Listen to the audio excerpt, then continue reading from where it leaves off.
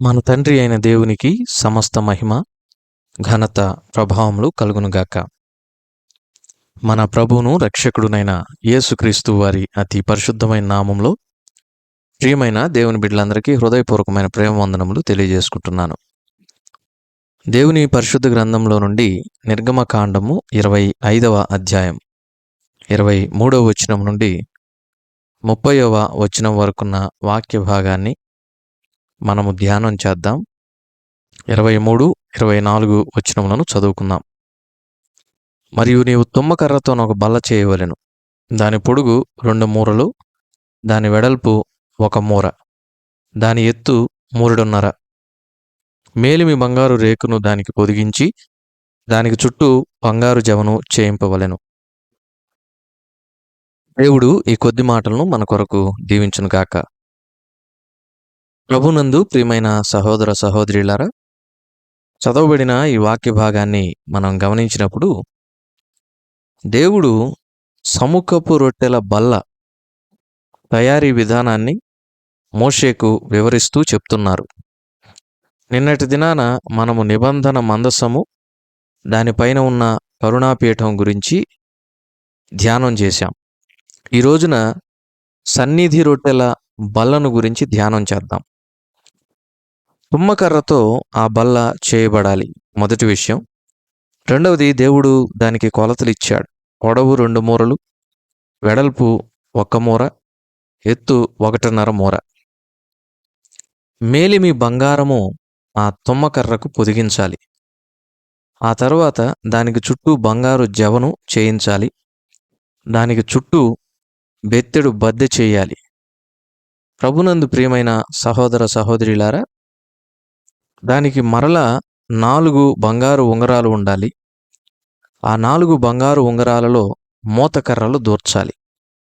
ఆ మోతకర్రలు కూడా తుమ్మకర్రతో చేసి ఆ తుమ్మకర్రల పైన బంగారు రేకును పొదిగించాలి అని దేవుడు సన్నిధి రొట్టెల బల్ల యొక్క తయారీ విధానాన్ని మోషేకు వివరిస్తూ చెప్తున్నారు.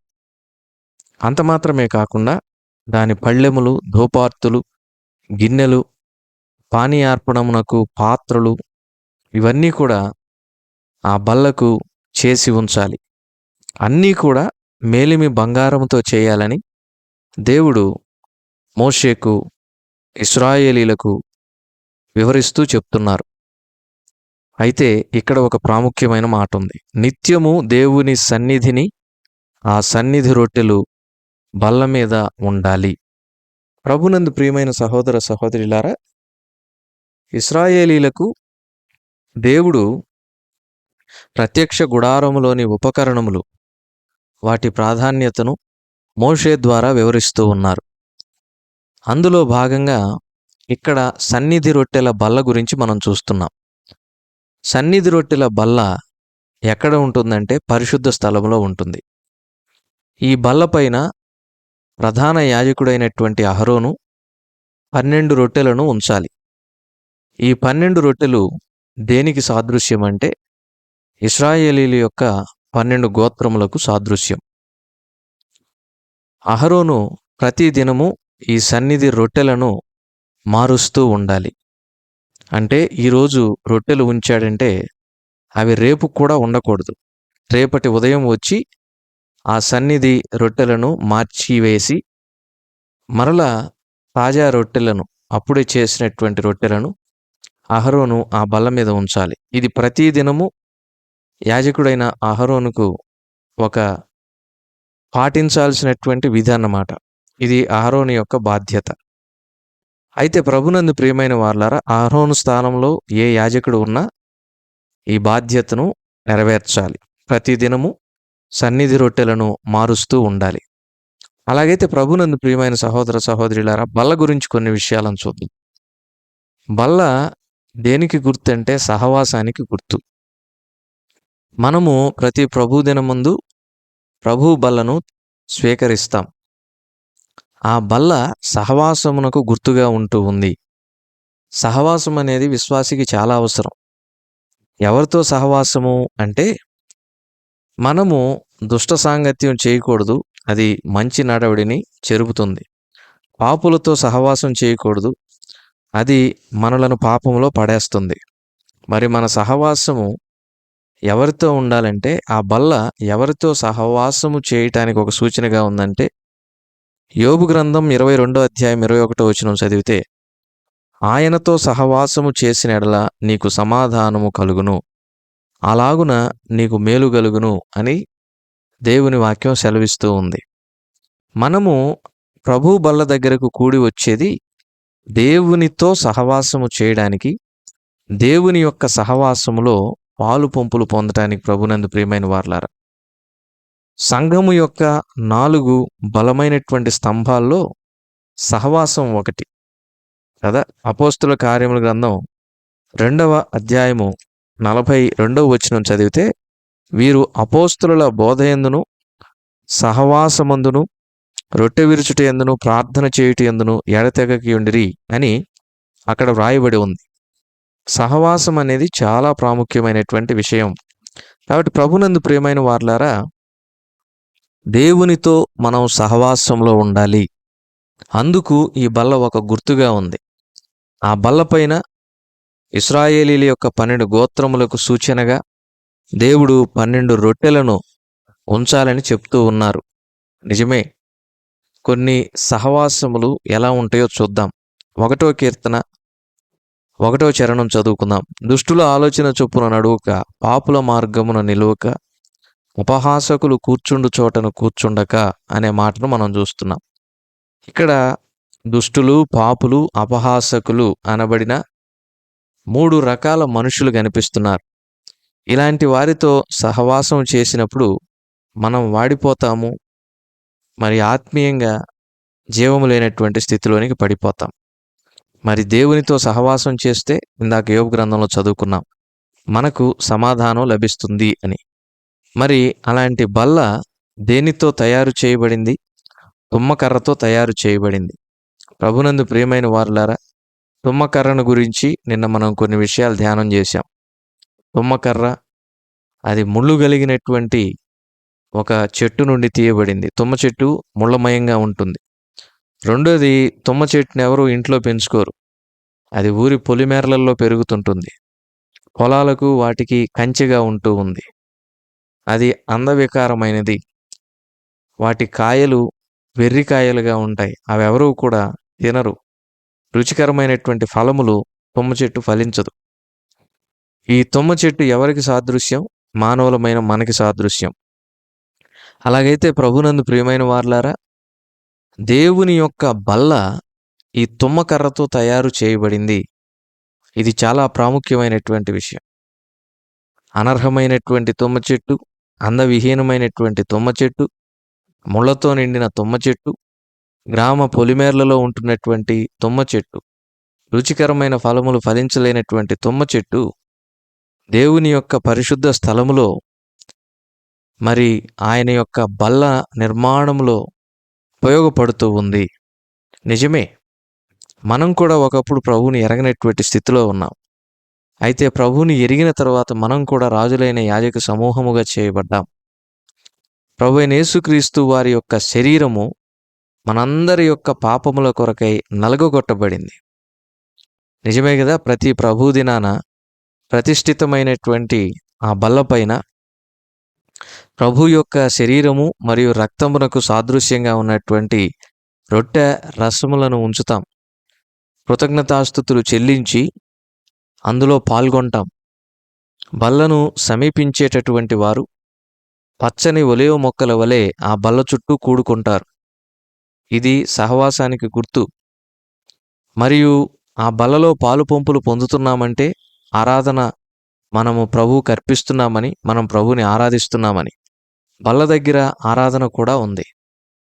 ప్రభునందు ప్రియమైన వారలారా, మనకు బాగా జ్ఞాపకము వచ్చేటటువంటి ఒక అంశం ఏంటంటే, రాజులు 2వ గ్రంథంలో 4వ అధ్యాయంలో ధనురాలైన స్త్రీ ఉంది షూనేము పట్టణమునందు.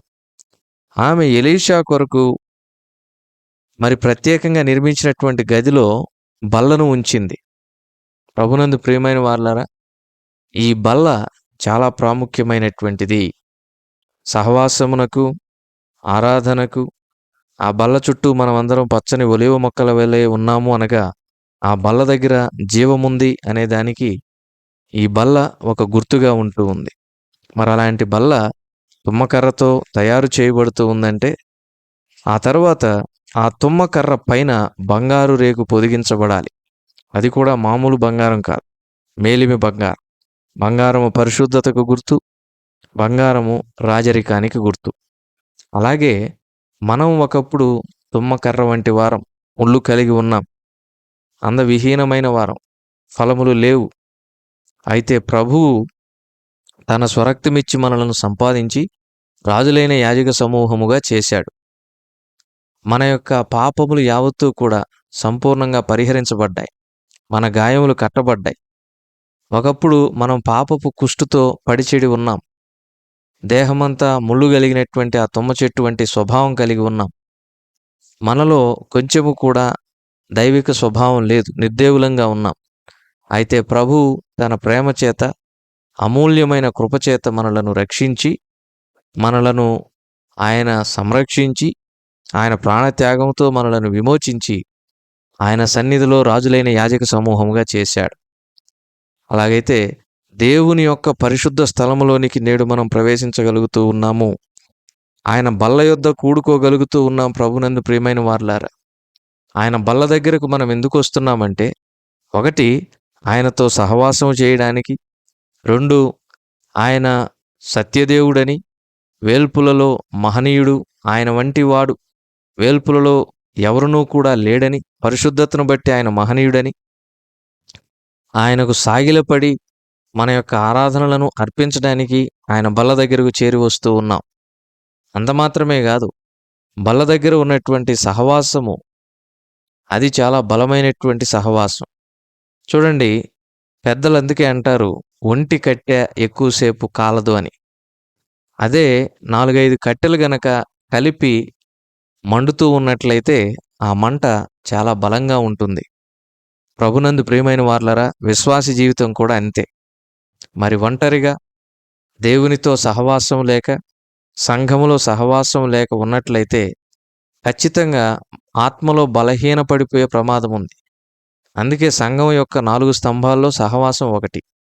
అలాంటి సహవాసమునకు గుర్తుగా ఈ బల్ల ఉంటూ ఉంది. అయితే నిత్యము దేవుని సన్నిధిలో రొట్టెలు ఆ బల్ల మీద ఉండాలని దేవుడు నియమిస్తూ ఉన్నారు. ఇది కూడా చాలా ప్రాముఖ్యమైనటువంటి విషయం. నిత్యము. అందుకనే ప్రభువైన యేసుక్రీస్తు వారు అన్నారు, ఆయన మరలా తిరిగి వచ్చేంత వరకు మనం ఏం చేయాలంట? ఆయన మరణమును ప్రచురపరచాలంట.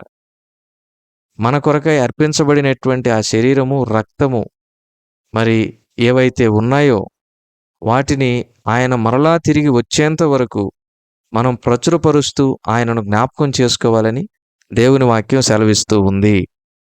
అలాగైతే ఈ బల్లకు కూడా 4 ఉంగరాలు చేయాలి. ఆ ఉంగరాలలో మోతకర్రలు దూర్చాలి. ఆ మోతకర్రలు కూడా తుమ్మకర్రతోనే దేవుడు తయారు చేయమన్నాడు. ఆ తుమ్మకర్ర పైన బంగారంను పొదిగించమన్నాడు. ప్రభునందు ప్రియమైన సహోదర సహోదరులారా, ఆ బల్ల మోయబడుతూ ఉంటుంది. ఇశ్రాయేలీలు సాగిపోతూ ఉన్నప్పుడు వారు ఏ చోటైతే విడిది దిగుతారో ఆ చోట ఒక ప్రత్యేకించబడినటువంటి స్థలములో ఆ ప్రత్యక్ష గుడారమును వెయ్యాలి. అక్కడ మరలా ఉపకరణములు చేర్చాలి.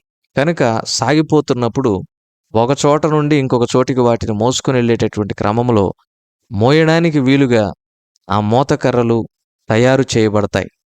అలాగే ప్రభునందు ప్రియమైన సహోదర సహోదరులారా, మన ప్రభు అయిన యేసుక్రీస్తు వారి యొక్క కాడిని మన భుజముల మీద మనం మోయాలి.